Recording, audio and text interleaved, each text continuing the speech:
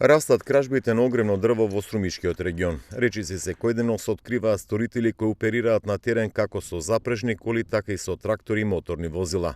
За минатата година Струмишката полиција има поднесено десетина кривични пријави за пустошење шуми, а одземени се околу 180 кубика бесправно исечени дрвја. Се работи за класично кривично дело пустошење на шуми, односно класично сечење на шумите без контрола.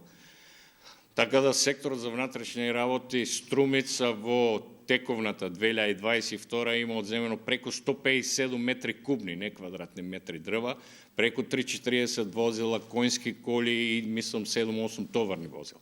Сепак основна надлежност е на шумска полиција и јавното претпријатие за шумско стопанство, кои што во рамки на нивните ингеренции треба малце да бидат малце поактивни во однос на заштита. Од шумската полиција соопштува дека континуирано се на терен, но немаат доволно капацитети сами да се справат со нелегалната сеча. Минатата година поднеле 63 прекршочни и една кривична пријава, а заплениле околу 60 кубика нелегално исечени дрвја.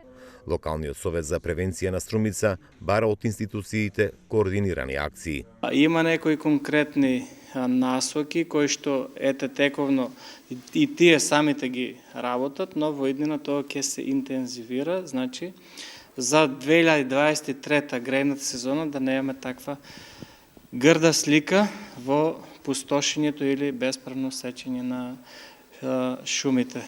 Заклучок е дека една институција сама не може да го реши проблемот, затоа тие трите заедно, значи МВР, шумската полиција и самото шумско предпријатие ќе го решават проблемот. Шумските предели на Огражден, Беласица и Еленица се најчеста мета на дрвократство, а добар дел од дрвокраците се откриени при продажба на физички лица, при што цената достигнува и до 4500 денари за метар кубен огревно дрво.